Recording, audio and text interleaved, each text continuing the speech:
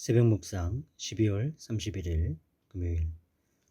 오늘 우리에게 주시는 하나님의 말씀은 야고보서 5장 12절에서 20절입니다.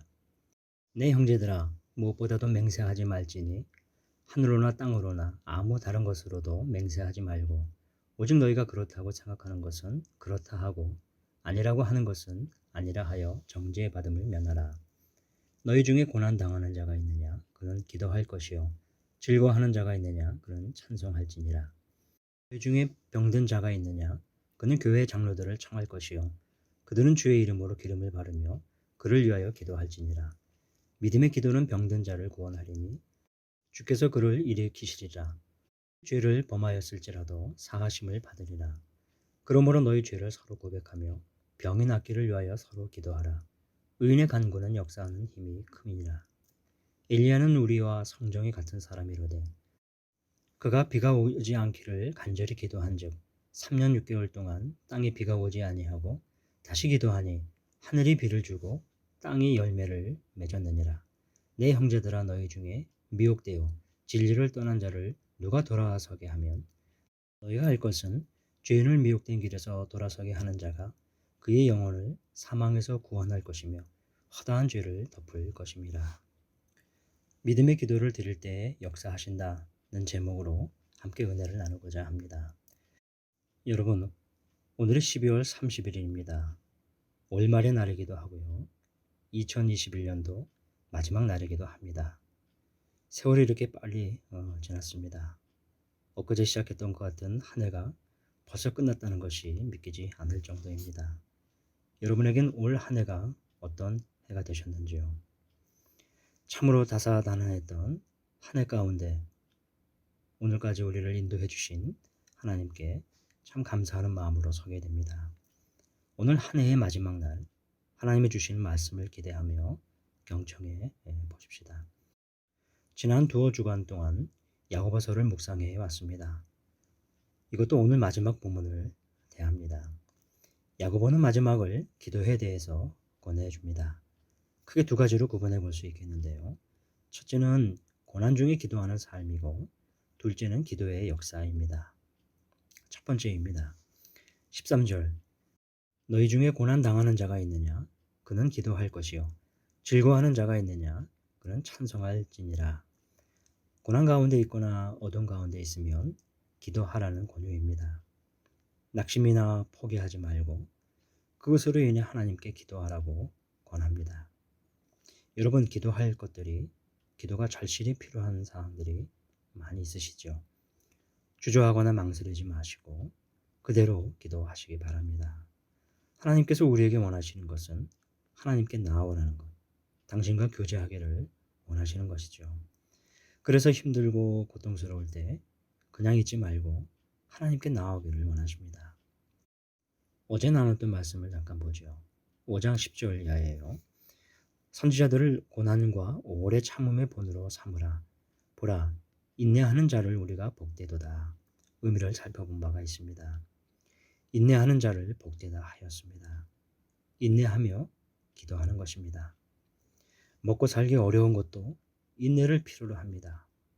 동시에 신앙적인 문제로 겪는 고난의 의미도 크지요. 하나님께 아뢰며 견디어 가시지요.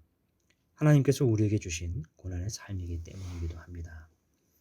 마찬가지로 즐겁고 기뻐할 때에도 기도하며 찬양을 드리는 것입니다.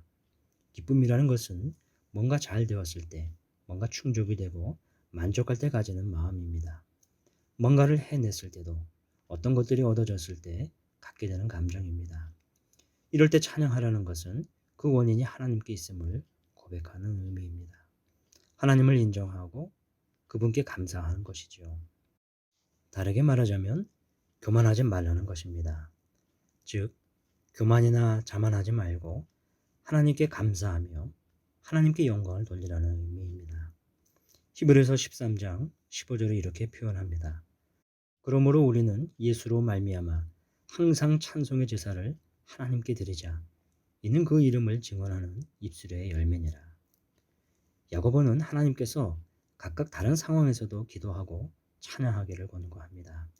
그래서 우리 신앙이 두 축이 있다면 하나님을 향해서 기도하는 것과 찬양하는 것이라 할 수 있습니다. 고난의 영역에서도 기쁨의 영역에서도 우리가 하나님을 향해 나아가는 신앙적인 삶의 두 축이 됩니다.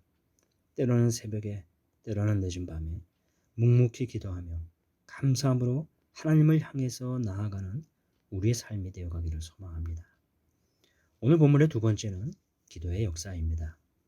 14절에서 20절까지인데요. 이것을 정리하자면 14절에서 16절에 병든 자를 위해 기도하는 것과 또 19절 20절에 잃어버린 혹은 떠나버린 형제를 위한 기도입니다.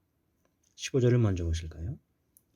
믿음의 기도는 병든 자를 구원하리니 주께서 그를 일으키시리라. 16절에요. 의인의 간구는 역사하는 힘이 큼이니라. 오늘 제목처럼 믿음의 기도를 드릴 때 하나님께서 역사하신다는 것이 여기에서 근거합니다. 그래서 이 구절은 중요합니다. 믿고 구하는 것은 기도의 가장 기본적인 자세이자 원리가 됩니다. 야고보는 엘리야의 기도가 큰 기적을 이룬 예를 들어줍니다. 3년 반이나 이 가뭄이었던 곳에 비가 오지 말라고 했을 때 비가 오지 않고 또 그런 그곳에 그가 간절히 기도하니 비가 내리고 그 땅에서 열매가 맺는 결과를 얻게 됩니다. 우리가 하는 기도에 이 큰 역사를 우리가 기대해 볼 수 있습니다. 그런데 오늘 본문에서 간과할 수 없는 것이 있습니다. 16절에요. 그러므로 너희 죄를 서로 고백하며 병이 낫기를 위하여 서로 기도하라는 구절입니다. 병 낫기 위해 기도하는 것과 서로 죄를 고백하는 것과 관련이 있다는 의미죠. 기도하는 병자와 관련될 수도 있고 또 다른 사람과 관련될 수도 있는 죄, 이 잘못을 서로 고백해야 하는 것이 기도하는 것과 아주 밀접한 관계가 있음을 오늘 본문은 강조합니다. 기도하는 전제 혹은 기도와 병행되어야 하는 것이 서로에 대한 죄의 고백입니다. 교회 안의 관계가 어떠해야 하는지를 병든 자를 위해 기도하는 것과 관련시켜 강조하는 대목입니다. 야고보는 낙타 무릎이라고 하는 별명을 가진 사람입니다. 그의 기도의 삶, 기도의 모습을 연상케 하는데요. 중요한 것은 야고보가 그냥 일방적으로 기도만 한 것이 아니라 기도할 때 관계를 염두에 두고 있다는 것입니다. 그것은 교회 안의 관계, 특별히 죄된 어떤 상태를 그냥 간과하고 기도하는 것이 아니었습니다. 실수가 있거나 잘못이 있거나 크게 상처를 주었거나 상대에게 괴로움을 안겨주었다면 그 상태로는 기도의 의미를 상실할 수 있다는 것입니다. 우리가 병든 자를 위해서 기도할 때 돌아보아야 할 문제일 수 있습니다. 그리고 19절, 20절에 결론을 맺게 되는데 잃은 형제 혹은 떠난 형제를 돌아오게 하는 것입니다. 이것이 공동체가 지향해야 하는 회복의 모습입니다. 다시 말하면 병이 낫고 잃은 형제들이 돌아오는 것이 공동체에서 일어나는 믿음의 기도와 그 역사인 것입니다. 사랑하는 성도 여러분, 이제 한 해를 이제 마치게 됩니다. 오늘 기점으로 한 해가 바뀌게 됩니다. 이제 오늘이 지나면 새해가 우리에게 다가옵니다. 새해 우리의 개인적인 삶에도 변화가 일기를 원합니다. 우리 공동체, 우리 교회에도 큰 변화가 일기를 기도합니다. 오늘 새해 마지막 뜻깊은 하루가 되시기를 바랍니다.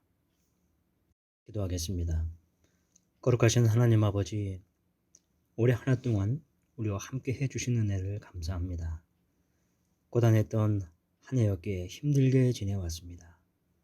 아직도 터널을 빠져나오지 못하고 어둠과 같은 시기를 보내고 있는 것만 같습니다. 그러나 이 터널 안에서조차 주님께서 주신 은혜가 있었습니다. 개인과 가정과 일터와 우리 교회 가운데 하나님이 주신 은혜가 많았음을 고백합니다. 그리고 주님을 찬양합니다. 이제 오늘 마지막으로 한 해가 지나갑니다. 주님, 한 해를 마치며 주님 앞에 더 나아가지 못한 것, 더 인내하지 못하고 더 기도하지 못한 것, 더 감사하지 못하고 찬양하지 못했던 것들이 너무 많습니다. 주님 부족했던 삶을 긍휼히 여겨 주시옵소서. 주님, 새 힘을 주시옵소서. 한 해를 마칩니다. 새해에는 주님과 더 깊이 동행하는 삶이 되게 하여 주옵소서. 예수님의 이름으로 기도하옵나이다. 아멘. 말씀을 생각하며 계속 기도하겠습니다. 오직 기도만이 모든 문제 해결을 위한 길임을 깨달아 항상 엎드려 기도하는 자가 되게 하소서.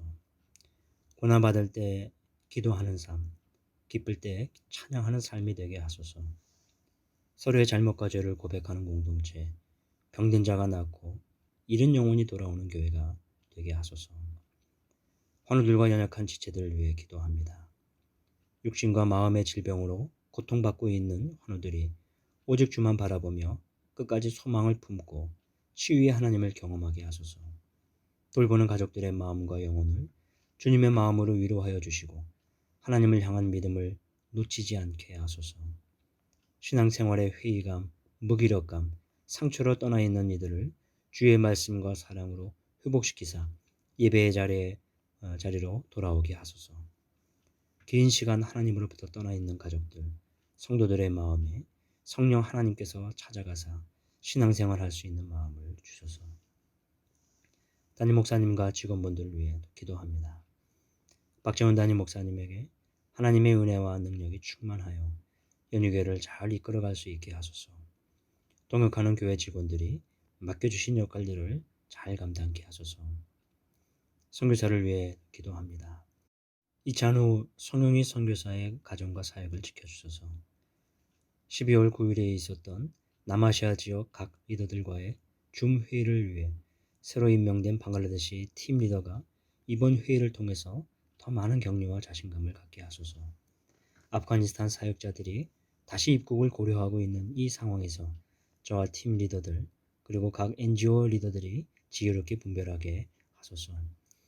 국내에서 파송교회를 넘어서 다양한 사역의 기회들이 열리는 가운데 국제본부 리더십의 1차적 업무에 소홀하지 않고 맡은 바 소명을 끝까지 잘 감당할 수 있는 지혜와 분별력을 갖게 하소서. 환우를 위해도 기도합니다.